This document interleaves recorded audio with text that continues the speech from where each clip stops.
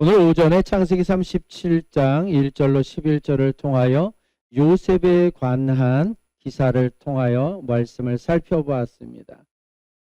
짧게 정리해서 말씀드리자면 우리는 창세기 37장의 요셉에 관련된 기사를 바라보면서 오해 아닌 오해를 한다라는 것입니다. 왜냐하면 요셉이 막내 아들이다 보니까 정확하게는 12 아들들 가운데 11번째 아들이지만 그래도 야곱에게 있어서는 가장 사랑하는 아들이었었다라는 것입니다. 근데 그로 인하여서 특별히 막내 아들 요셉을 사랑하는 야곱의 그 사랑이 별나다 보니 형들이 다 시샘을 하여서 요셉에 대하여 탐탁지 않게 생각한다라는 것입니다. 그런데 그 상황 가운데에서 성경은 기록하기를 형들의 잘못에 대한 것을 요셉이 아버지에게 말하더라 라고 기록을 남기고 있습니다. 그것으로 인하여서 많은 사람들이 오해 아닌 오해를 하는데 그냥 본문만 문자만 그대로 바라보면 틀림없이 요셉은 고자질쟁입니다. 형들의 잘못을 뽀로로 아버지에게 가서 일러바치는 고자질쟁이, 어떻게 보면 형들과 아버지의 관계를 이간질하는 이간질자로 보일 수도 있습니다. 그러나 그것은 어디까지나 오해일 뿐입니다. 그 본문에 대하여서 많은 목회자들도 그렇게 가르칩니다. 저도 그렇게 들어왔었습니다. 그러나 우리가 알아야 되는 것은 성경은 우리의 지식과 우리의 소망을 담고 있는 것이 아니다라는 사실입니다. 성경은 하나님의 뜻과 하나님의 계획을 우리 인생들에게 알리기 위하여 주신 기록이지 결코 우리의 경험과 기준을 바탕으로 하여서 우리가 하나님 앞에 요청하고자 하는 바를 기록한 내용이 아니다라는 것입니다.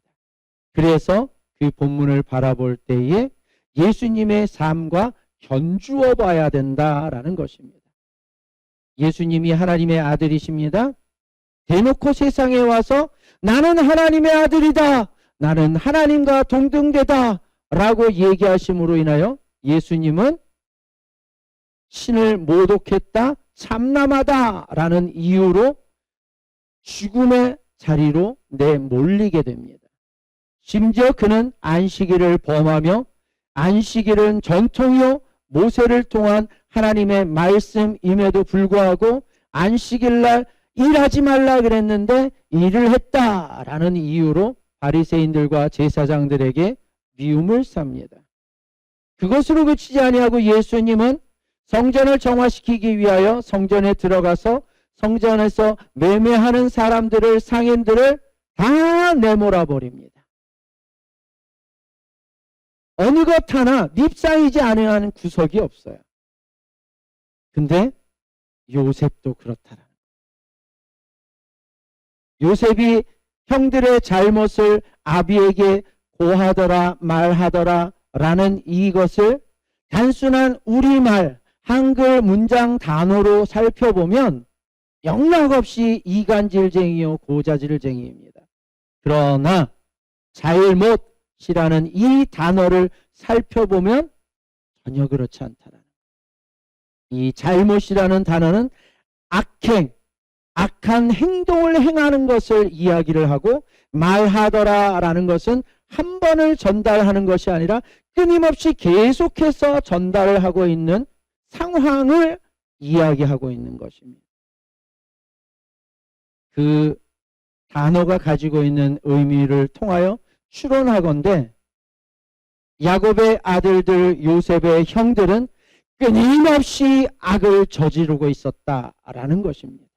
그렇다라 그러면 악을 저지르는 것을 바라보면서도 방관을 해야 되느냐? 그것은 아니다라는 거예요.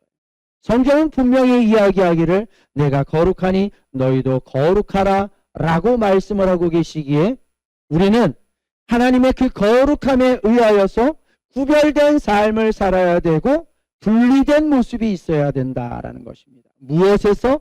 악에서 말이죠. 그러기에 요셉은 하나님의 기준에서 형들의 그 악함에 대하여 그냥 두고 볼 수 없어 그것을 바로잡기 위하여 아버지에게 이야기한 것에 불과합니다. 마치 예수님께서 제사장들과 바리새인들이 하나님의 이름을 거론하고 하나님의 말씀을 이야기하지만 실상은 하나님의 말씀의 본 취지에서 벗어나 행동하는 것처럼 그것을 바로잡고자 예수님은 안식일은 사람을 위하여 있는 것이다. 사람이 안식일을 위하여 존재하는 것이 아니다 라고 하면서 안식일을 제정한 것에 대한 하나님의 의미를 명확하게 바로잡고 있습니다. 하나님이 안식일을 지키라 명하시고 너희가 일을 하지 말라라고 이야기하신 것은 하나님께 집중하라라는 하나님의 뜻이 담겨 있는 것이지 사람 살리는 일조차 멈추어라라고 하신 것은 아니다라는 거예요. 오늘 우리가 살펴본 마태복음 7장 1절로 5절의 말씀, 사무엘상 16장 7절의 말씀도 동일한 내용의 말씀입니다. 하나님은 결코 우리의 외형적인 것을 가지고 이야기하시는 분이 아니다라는 거예요. 사무엘이 어떠한 이입니까? 사무엘은 어려서부터 하나님을 가까이 하여서 하나님 앞에서 자라난 이고 오직 하나님과 함께한 유일하게 하나님 앞에 뜻에 맞는 선지자였습니다. 그러한 그조차도 이새의 아들 다윗을 하나님이 왕으로 선택하고자 이새의 아들 가운데 기름 부을 자를 내가 깨닫게 알게 해주겠다라고 하였을 때에 이새의 첫째 아들이 오니까 그 첫째 아들의 외형만 보고 용모가 너무도 훤칠하고 멋있고 우람한 그 모습을 바라보면서 과연 하나님이 원하시는 자다라고 선뜻 그에게 기름을 부으려 하는 사무엘의 모습을 보여줍니다. 그때에 우리가 읽은 16장 7절에 아니다. 내가 이미 그를 버렸다. 내가 보는 것은 사람이 보는 것과 같지 않다. 사람은 겉모습을 바라보거니와 나는 그 중심을 본다. 라고 하시면서 하나님께서 바라보시는 것은 그 중심임을 그것을 통하여 우리에게 이야기하고자 하는 것은 우리가 바라보는 시각조차도 우리의 경험과 우리의 이 땅에서의 지식의 가치 기준으로 바라보지 말라라는 거예요. 어떻게 보면 마태복음에서 제자들을 부르시는 가운데에 삭개오란 사람을 청하여서 삭개오의 집에 들어갈 때에 이가 누구인지 알았더라면 이라고 이야기를 하고 그 삭개오에 대한 기록 가운데에 제가 도적질한 것이 있다라면 4배나 갚겠습니다. 그리고 제 재산의 반을 뚝 떼어서 가난한 자들에게 나누어 주겠습니다. 라고 할 때에 많은 사람들은 그 본문을 이렇게 해석합니다. 도대체 얼마나 헤쳐먹었으면 얼마나 많이 남겨 먹었으면 예수님 만나자 저렇게 죄를 고백하면서 제 재산들을 다 내놓는다라고 할 수 있을까?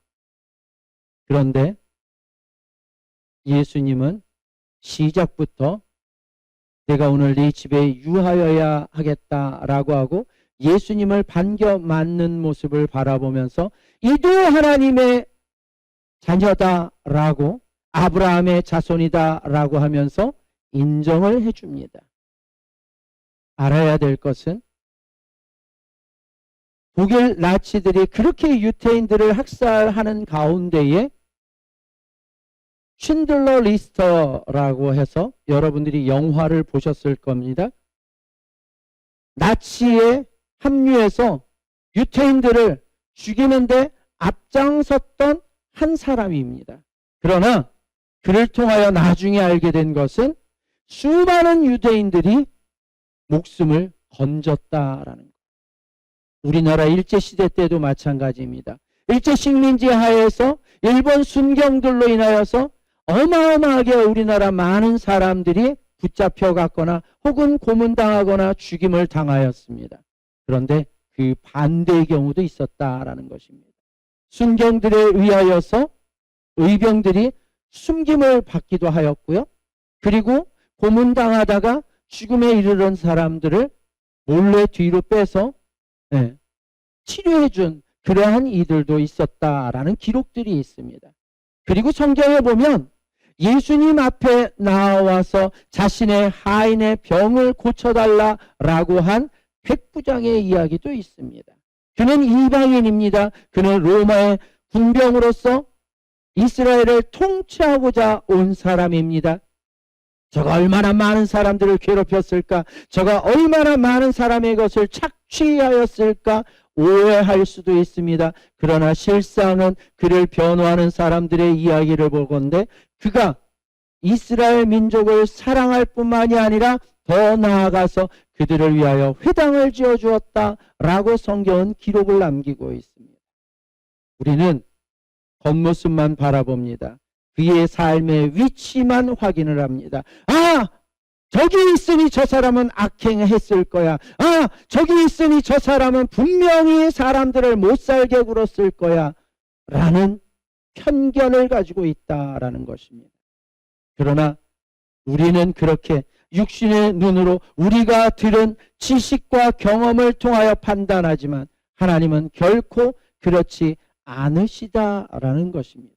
그래서 요셉의 37장, 창세기 37장을 통하여 우리가 알아야 될 것, 하나님이 우리에게 말씀하고자 하시는 것은 너희의 기준은 세상의 지식이 되어서는 아니 되고 너희의 삶의 기준은 경험이 되어서는 아니 된다라는 것입니다. 하나님의 말씀이 기준이 되어야 한다라는 것이에요. 그래서 하나님의 마음으로 바라볼 줄 알아야 한다라는 것입니다. 마찬가지입니다. 오늘 오후에도 살펴보고자 하는 것은 우리의 기준은 시기에 따라서 시대에 따라서 상황에 따라서 바뀌어지는 그러한 세상의 가치 기준이 아니라 어떤 상황에서도 어느 누구에게 적용하더라도 변하지 아니하는 하나님의 말씀의 기준에 서야 한다라는 것입니다. 하나님이 기준이 되어야 할 것이고 하나님의 말씀이 기준이 되어야 한다라는 것입니다. 그럴 때 우리의 삶이 진정 하나님을 기쁘시게 할 수 있다라는 것입니다. 저와 여러분들이 내가 경험한 지식, 내가 가지고 있는 지식, 그것으로 사람을 바라보면 오해할 수밖에 없고 그것으로 바라보면 거리를 둘 수밖에 없습니다. 그러나 하나님의 마음으로, 하나님의 사랑으로, 하나님의 바라보는 그 시선으로 우리가 바라본다라 그러면 결코 용서 못할 이는 없다라는 것입니다. 그러한 한 예가 욥기서에 나오는 욥과 욥의 세 친구의 이야기입니다. 욥이 그릇 행하여 하나님을 향하여 원망하고 불평을 토로할 때에 욥의 세 친구들은 욥을 향하여서 네가 잘못한 것이 없는데 까닭 없이 하나님이 고통을 주었겠느냐라면서 당연한 말을 합니다. 누구라도 그 말에 대해서 네 말이 잘못됐다라고 이야기할 수는 없어요. 그럼에도 불구하고 41장에 가 하나님은 그 세 친구를 향하여 너희가 왜 잘못한 것 없는데 욥을 조롱하고 아프게 만들었느냐? 욥에게 가서 용서를 구해라. 욥이 용서해 주지 아니하면 나도 너희를 용서치 않겠다라고 하십니다. 그런데 희한한 것은 그 친구들을 향하여 너희가 진짜 지혜롭구나, 똑똑하구나, 너희밖에 사람이 없구나 라고 하면서 나중에 탄식하다 못해 조롱조로 바뀌어버린 욥의 태도가 바뀝니다. 그리고 그 세 친구를 향하여 선뜻 용서를 해줍니다. 왜? 무엇이 욥으로 하여금 자기를 그렇게 동정하지 못할 망정 자신을 적대시하면서 자신이 잘못했다고 까닭 없이 증오하며 미워하며 판단하였던 친구들을 용서할 수밖에 없었을까요? 그 이유인즉슨 하나님 앞에서의 자신을 발견하였기 때문입니다. 하나님을 귀로 만들었던, 지식으로 만들었던 그 하나님에 의한 지식에서는 자신은 정의로운 자예요. 자신은 의로운 삶을 살았어요. 하나님이 잘못된 거예요.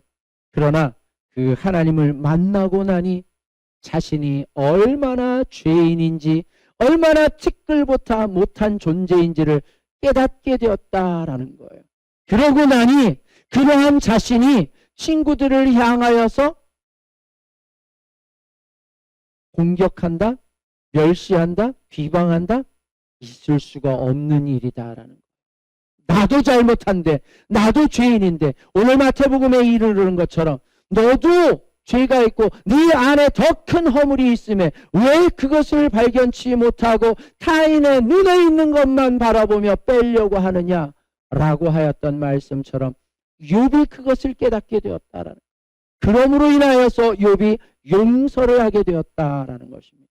마태복음은 보면 베드로를 향하여 예수님이 이야기하십니다. 내가 땅에서 매면 하늘에서도 매일 것이요 내가 땅에서 풀면 하늘에서도 풀릴 것이다. 무슨 이야기입니까? 네가 사람들을 향하여서 꾹 닫고 있으면 하늘에서도 너를 향하여 닫아버리겠다라는. 네가 사람들과의 관계에서 풀면 하늘에서도 너를 향하여 활짝 열어 풀어주겠다라는 이야기예요. 사람들과 나와의 관계가 진정 하나님 안에 속하여 하나님의 사랑으로 그 영혼을 바라볼 줄 안다면 하나님도 그 사랑을 우리에게 쏟아부어 주시겠다라는 것입니다.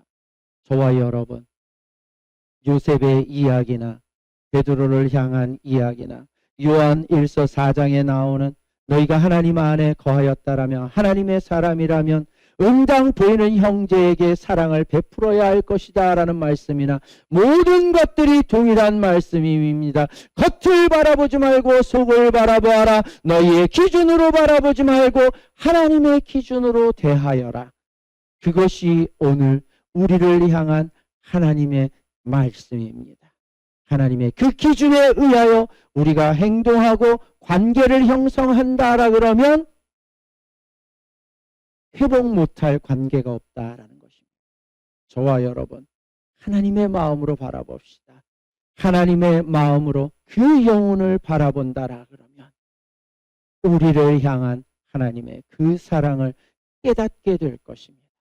저와 여러분, 부디 우리의 기준이 아니라 하나님의 기준이 되어서 하나님의 말씀이 기준이 되어서 바라볼 수 있는, 분별할 수 있는 저와 여러분들이 되기를 바랍니다. 기도하겠습니다.